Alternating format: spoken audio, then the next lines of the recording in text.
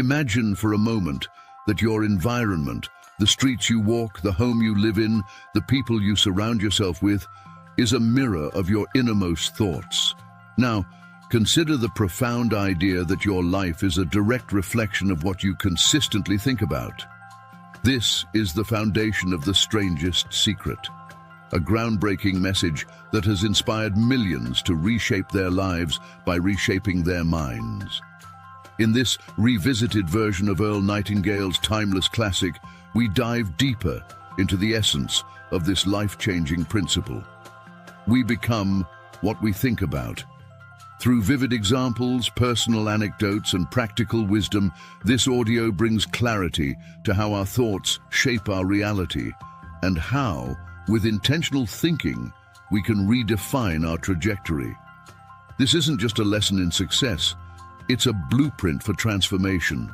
Whether you've heard The Strangest Secret before or are encountering it for the first time, prepare to uncover insights that will challenge your mindset, fuel your aspirations, and remind you of the limitless potential within.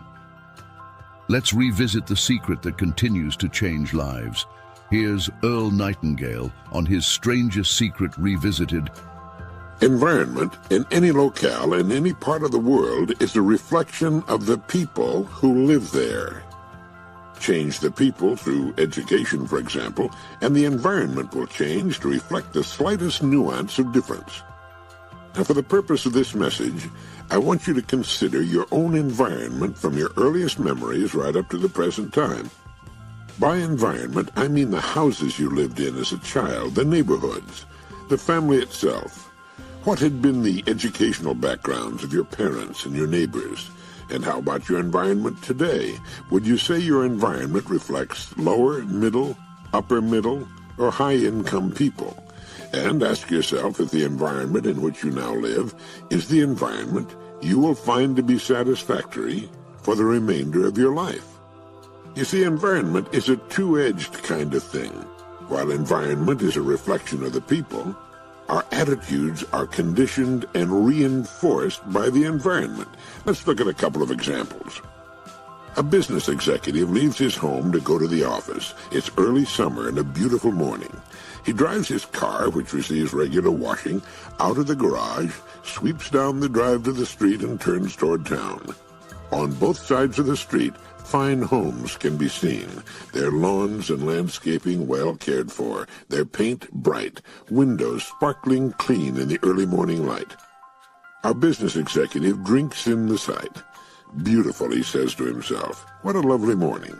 All is well. His world is in order. His fine car makes hardly a sound as it moves along the clean, orderly street.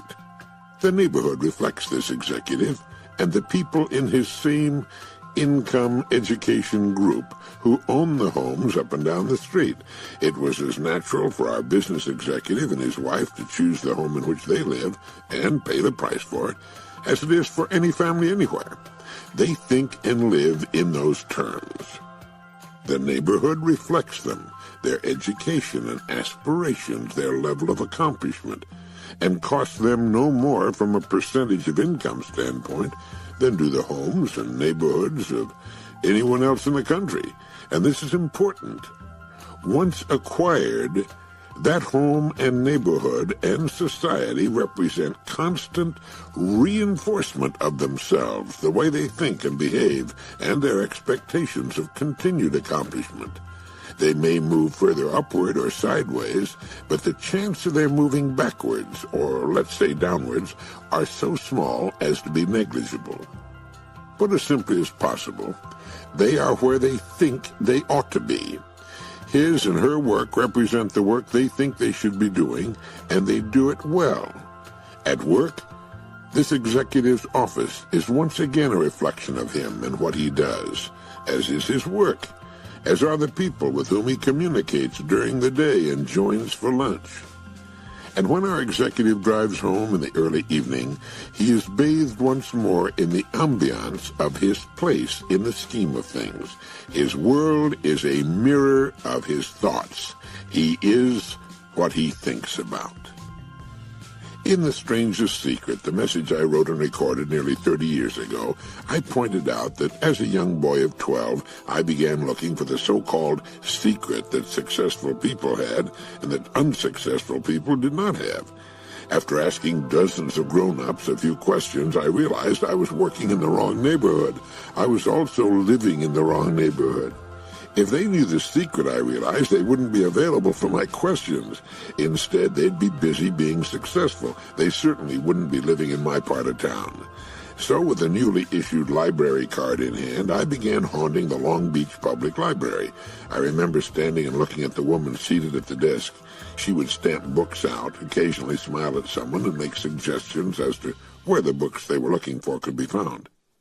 Well, I wanted to just walk up to her and ask, "Would you please tell me where I can find the book with the secret of success?" But it was clear to me that she wouldn't know that. So I started reading those books that seemed to be likely candidates.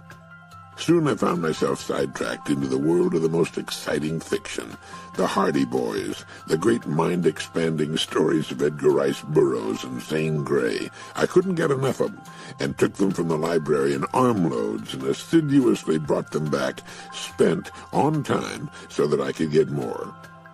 What a wonderful place that library was, and in those wonderful books, I learned of the importance of honesty and courage and of believing in what's right, and being willing to fight for it. Books are filled with ideas, and ideas spur us into action. And it was in a book that I finally found the secret of success I started looking for as that boy of 12. I was 29 when I found it, but I'd been on the trail for many years. Just as a gold miner will find indications that he's looking in the right places, everything I had read up to the moment of discovery had, in a way, prepared me for the truth of what I was about to see. And one day, poking about in what was then Croc and Brentano's bookstore on Michigan Avenue in Chicago, I picked up the book, Think and Grow Rich, by Napoleon Hill. The title made sense to me. If one was to grow rich, certainly it would come about as a result of thinking. I bought the book, took it home. The following weekend, I came to the secret, spelled out and needing no further description or definition. I read the words, "We become what we think about." I found much of the book archaic, but that didn't matter. The only thing that mattered was that small book was the one I'd started looking for 17 years before. That was the book that held the secret of success. We become what we think about. Just 6 words. Now, there are more than 600,000 words in the English language, but those were the 6 I wanted to see in that particular order, and it was at that moment that I had the answer I needed. It went like this: I can determine what I think about. Therefore, I can determine what I become and what I have. Everything fell into place then, of course. People who thought about becoming lawyers became lawyers. When I was a boy in Long Beach during the Great Depression, what did the people in our neighborhood think about? To begin with, they didn't think about very much. They thought about getting by on minimums as best they could. They thought about their government relief check. They thought about shopping at a nearby store, going to the movie at the Bijou occasionally, maybe getting an occasional odd job or even a steady job. And that was the end of it. Their lives had been mirrors of their thoughts. They had quit learning too soon. They were using the astonishing human brain and body for mundane, ordinary tasks, or for doing nothing with them at all. They were looking for ways to save money instead of earning money. We didn't ride, we walked, except for an occasional bus or streetcar ride, which I never failed to enjoy. When my trousers developed a hole in them, we didn't think of ways in which we might buy a new pair of trousers. We thought in terms of mending the hole. And the pants became what we thought about, mended pants. So did socks. The other day, I received a letter from a Rabbi Stephen Rubin of Tarzana, California. With his letter were 2 talks he had delivered to his congregation. One of them was titled, "You Already Know the Secret." In his letter to me, he says, The talk entitled You Already Know the Secret was in many ways inspired by your own messages, and I'm sure you'll recognize many of the quotations that you've used in the past. And in his talk to his congregation, the rabbi says, "Yes, I did discover the secret of success, and it led me to explore the thoughts of authors, poets, philosophers, prophets, sages, and a host of teachers of our time and ages past to discover what each of them believed about the secret of success. What I discovered," he goes on to say, "was astounding. I found an abundance of wisdom as ancient as our 3,000-year-old Torah and as modern as 20th century science. To my amazement, I realized that from the Bible to the Greek philosophers, from the wisdom of Rome through medieval studies of the human condition, from Shakespeare to Milton to Emerson to the rabbis of the Talmud, each and every one had discovered an answer to the secret of success. But the most astounding discovery of all was the realization that all of them, in their own languages and in their own way, discovered the exact same secret. The universal key to success, simply put, is this: as you think, so shall you become. As you think, so shall you become." So we have the secret. We become what we think about. Now what? Well, here's the best part of all. Here's where your own original DNA helix comes into the picture. You're an original whether you think you are or not. You're an original whether you like the idea or not. You have what we might call a genetic profile that is different from any other genetic profile that ever or ever will appear in the universe, because no one else in the universe has had your particular set of ancestors or put their incredibly complicated genes together as you have. You might think of yourself as a painting framed and hanging on the wall at birth.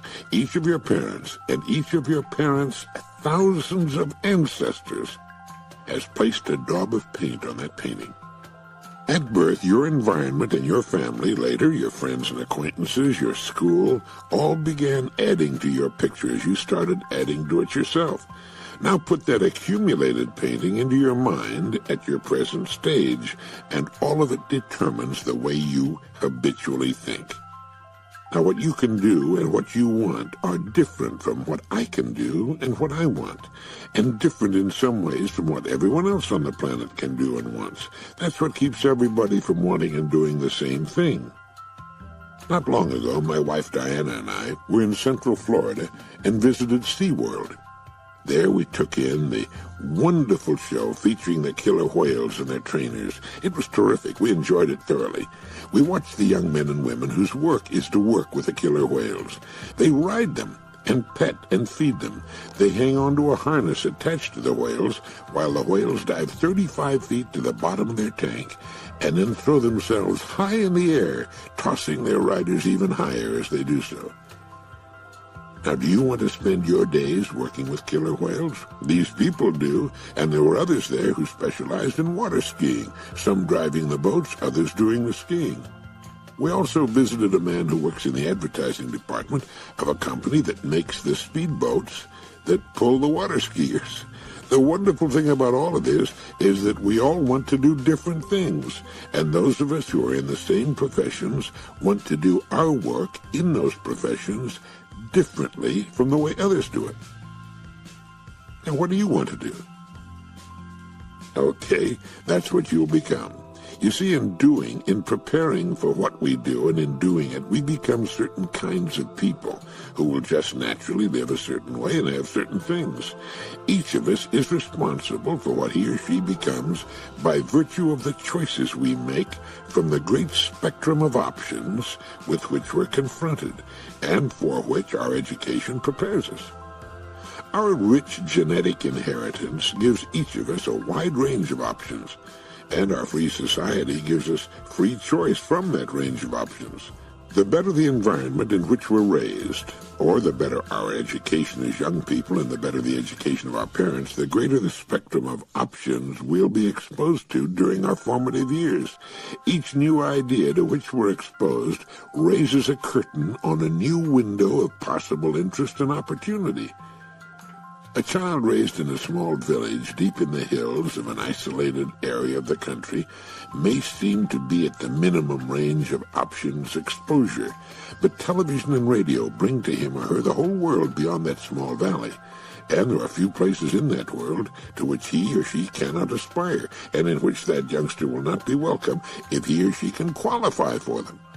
Now, when we come to fully understand that we become what we think about, we begin to see how our goals can lead us to whatever requirements are necessary. The youngster who dreams of becoming, let's say, a physician, knows that college and medical school are necessary. We become what we think about, all right, all the years of our lives, and we can easily tell the extent and quality of a person's thinking by simply observing the extent and quality of that person's life.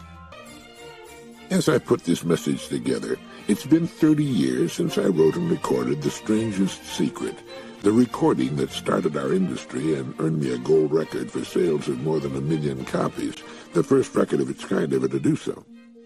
Well, I've had 30 years to watch The Strangest Secret work in my life and the lives of others.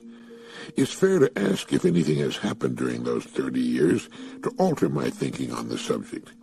They've been 30 years of war and peace, 30 years that have seen technology and electronics carry us to heights never dreamed of, 30 years that saw the birth of space travel and our landing on the moon, of economic boom and recession, and the birth of a new age for mankind, the information age, as the post-industrial world emerges into the sunlight of a new and cleaner age.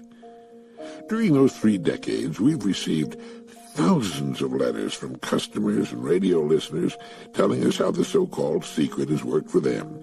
I can travel nowhere in the country without someone telling me how The Strangest Secret, or our Lead the Field program, which was our first full-scale program, has helped them in their lives. I went into a bank in Florida not long ago to cash a check.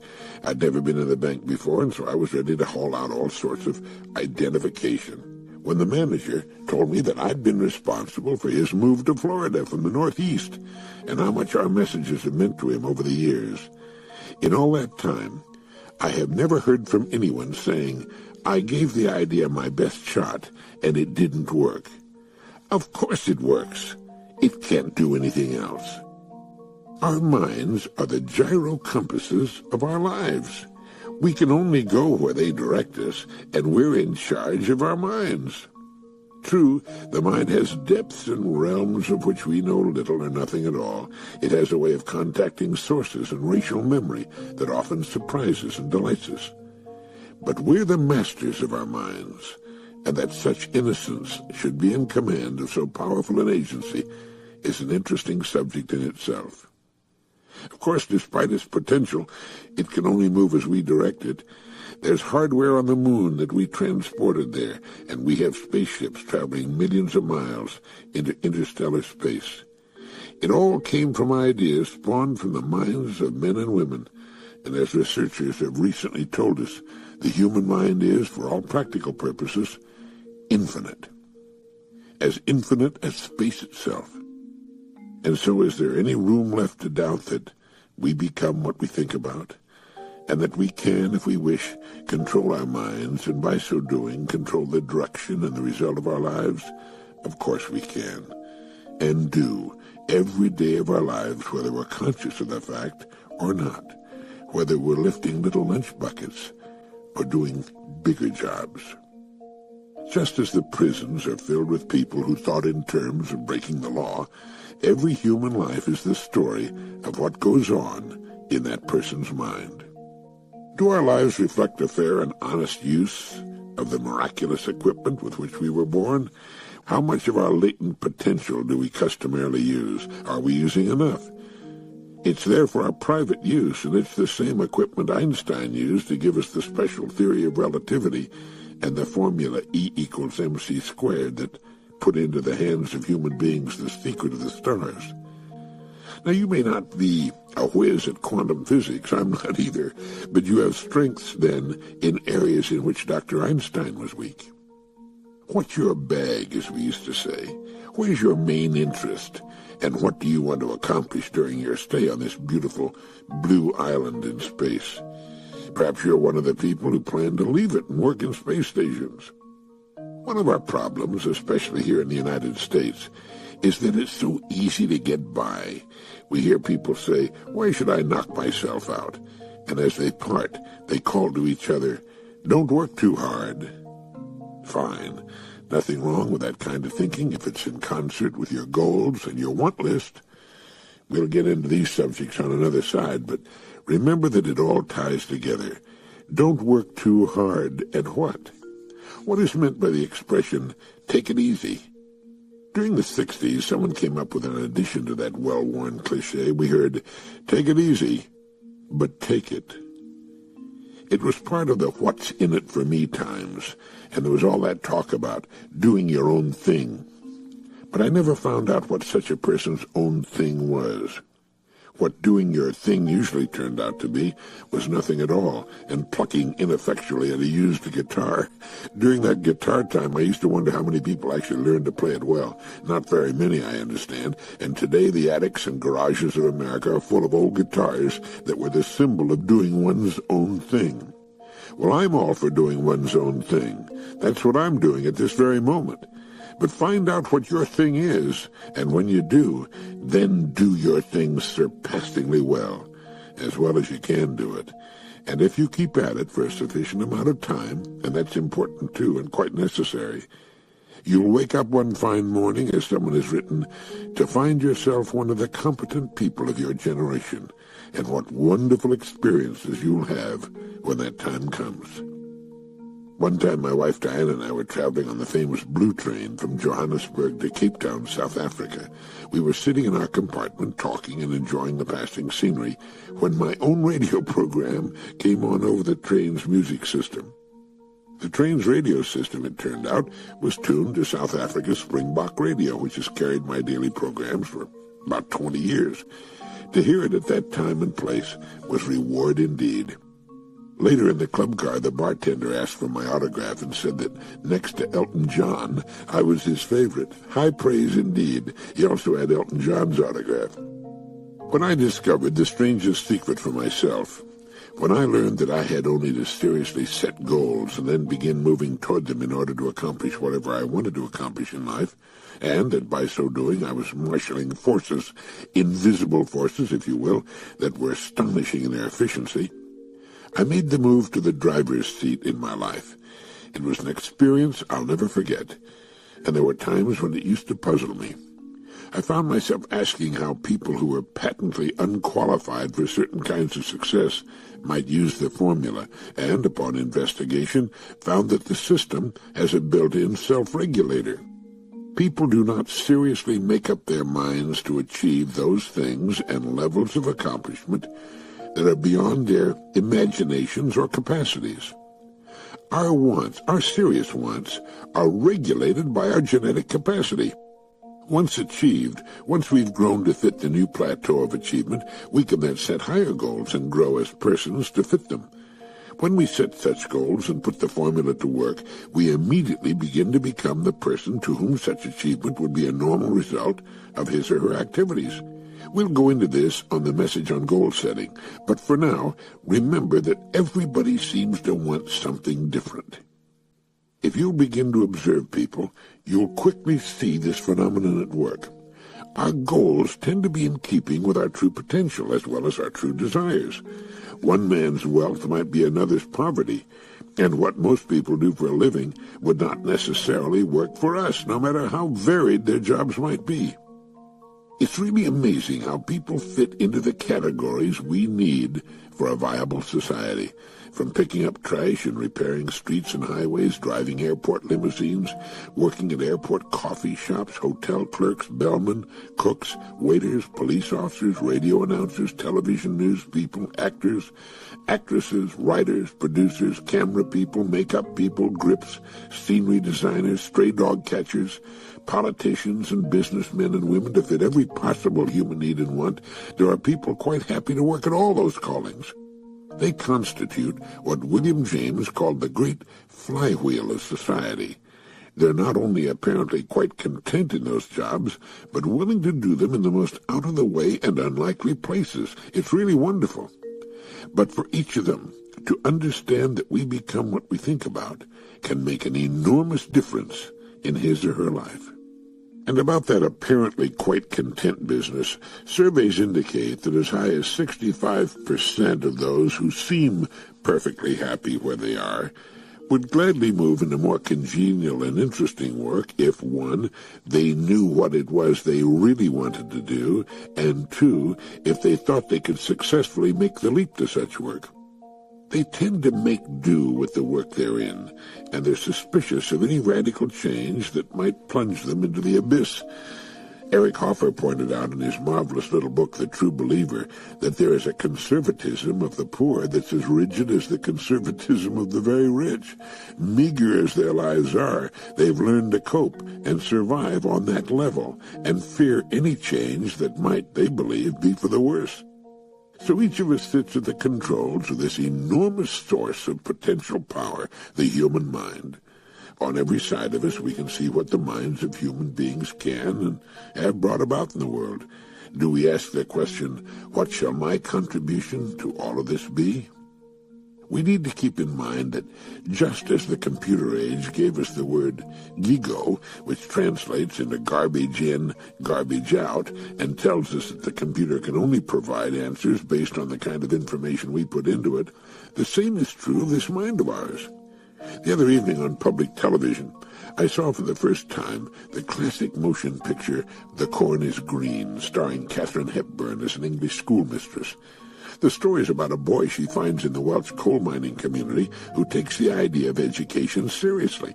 She nourishes his mind and spirit, and through her efforts helps him gain acceptance to Trinity College in world-famous Oxford University. In the motion picture, Katharine Hepburn says to the lad, "We all walk in the dark, and each of us must learn to turn on his own light." Of course we all walk in the dark. We're surrounded by mystery of a vast and unyielding magnificence. We stand on a dark night and look at the sky and the black depth of space with the millions of gleaming stars and the great dim wash of galaxies and shiver at the thought of our isolation and microscopic insignificance. There's so much we don't know, but we're learning. Yes, we walk in the dark, and will continue to do so for perhaps ages to come, and it's up to each of us to turn on his or her own light, to make his or her own way through the labyrinth of his or her own life. And if during that brief time we can add to the quality of that life and perhaps the lives of others, so much the better. And if we can love that life and the opportunity it affords us and give it the best that's in us for our brief sojourn here, then so much the better. We've turned on other lights. Thinking is the highest function of the human being. We're apparently the only creatures on planet Earth that can do that. That's our bag, and that's what we're here to do. We're here to think and solve problems. Remember when Mr. Watson of IBM had those little signs everywhere? One-word signs, just the word think. People used to make fun of that and put up signs with the word think misspelled. Take a look at the numbers on IBM today. Last time I looked, sales were reaching about 50 billion. Apparently a lot of people there took Mr. Watson's signs seriously. Thinking made all that possible. When you sit down and begin to think about a problem, you're engaging in the highest function of which any known living creature on the planet can perform. It's better than a triple-back somersault off the 6-meter board or trying to juggle 2 skunks and a bobcat. There's nothing you can do that's better for you to do than think. And yet it's the very last thing the majority of people will do. They'll ask their neighbors for advice, the people at work, the people sitting next to them on the subway or downtown bus or airplane. They'll even seek the counsel of their brothers-in-law before they will, quietly and alone, with pad and pencil, sit down and think about the problem that confronts them. I keep yellow legal pads around. I have a stack of them in my study, in my office, and in my briefcase. At the top of the page, write out the problem. The problem represents a trip you want to take. You want to get from where you are to the solution of that problem. So first, define the problem. A problem defined is half solved, as the saying has it, and it's true. Just seeing the problem spelled out helps to clarify it. Then we can start writing down possible solutions, and we can put down the pencil or pen and stare off into space as we turn the problem over and over in our mind like a chicken on a rotisserie, exposing every part of it to the radiance of our mind and the great powers to which the mind has recourse. Over and over we turn it, and we write down every possible thing we can think of that might lead to its solution, no matter how silly it might appear to others who will never see it. We keep this to ourselves, and we keep looking for answers. Then we ask, are there any books on this subject that might be helpful? Surely other people have had this same problem before. Let's see what they did about it. Are there experts we can contact on the subject? Now that's the sort of counsel we want. And if we think it's a good idea, let's talk it over with someone whose ideas we respect and upon whom we can count for serious help on the matter. And as we crank our rotisserie and consider the problem, we keep our attitude positive about it. We look upon the problem as a challenge, something to solve and overcome, not as something that will continue to block us. We know there's an answer. What is it? And one fine day, as we're taking a stroll or a shower or driving the car or even sleeping, almost always at our leisure, the solution to our problem will appear. It will appear with all the lovely clarity of an elk on the far bank of a mountain lake. And when it does, we write it down, and we continue to write about it. And when it's as clearly defined as we can make it, we try to push farther and see if there are more good solutions lurking just behind it. Sometimes the first answer is a kind of teaser, and there are better ideas further on. So let's push on, writing down whatever else comes to us. And we've solved the problem, for the time being. When we've done that, we've accomplished what we were designed to do. We have solved a problem. Of course, there are two kinds of problems. There are convergent problems, and there are divergent problems. Convergent problems are those which, as the word implies, converge. That is, two or more factors can be brought together from different directions which, when brought to an intersection, solve the problem. Building a house is such a problem, and when all the parts are in place, the house is complete. The problem has been successfully solved. All physical problems, or perhaps I should say mechanical problems, are ultimately convergent. Divergent problems are those which deal with other human beings. How to educate people is a divergent problem because what will work for one person won't necessarily work for another. Living successfully in marriage is a divergent problem, and one that must be solved on a daily basis. Each day we begin all over again and solve the problems of that day. And even mechanical problems, when solved, are very temporary because of the factor of change. The changes in transportation are a good example, or the changes in communication. What solves the problem today will not necessarily provide the solution a year or two from now, or 3 years from now. High-tech products are now on an order of change measured by 3 years. In 3 years, the new product we're using will be improved upon sufficiently to bring up the question of replacement. Each time we solve a problem, we increase our capacity to solve the next one, as well as our attitude toward problems in general. Another anguished cry we hear coming from the mouths of the uninformed goes, "Hey, that's not easy." Or in the case of people even worse off, "Hey, that ain't easy. What's all this business about easy?" It's a factor of affluence, of course. The better off we become, the more we tend to slack off the lines. When people are pampered by a rich system such as ours, when everyone has the equivalent of about 200 servants working for him, to say nothing of the horsepower at his command, there's a tendency to do less and less, and what is done tends to be fairly easy. About those 200 servants, that's what the experts tell us our modern age provides us with in the way of running water, hot water, electricity, automatic this, automatic that, modern stoves, refrigerators, central heating, radio, television, power lawnmowers. The horses, of course, are under the hoods of our cars. All of it, when compared to what our forefathers had to do for themselves in the wilderness, amounts to having about 200 servants. But it's much better than even 200 servants could have provided. So we start with that. Before we do any serious thinking at all, we have all that working for us. All we need concern ourselves with is the question, Where do we go from here? Or perhaps two questions. Where do I want to go, and how do I want to get there? So get the yellow pad, lined is best, and go to work with your rotisserie. You are at this moment the sum total of your thoughts to this point. How do you feel about that? Does it feel good? Does it fill you with a glow of satisfaction? Then you've been doing fine, and have only to continue the process. If you're not happy with yourself at this stage, perhaps it's time for a change. On that yellow pad, write down the things you want. Don't worry about the order or the things themselves. Just write them down as they come to you.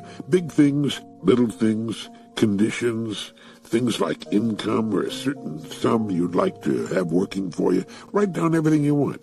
This is your personal list, and no one else has to see it. After you've listed everything you want, and chances are the list will be shorter than you would have believed before tackling it, after you've got everything listed, number the items in the order of their importance to you, or because of the way in which you want to achieve them. Put them in the proper order on another sheet, and toss the first sheet away. Now you might think, but isn't that rather selfish, writing down the things I want?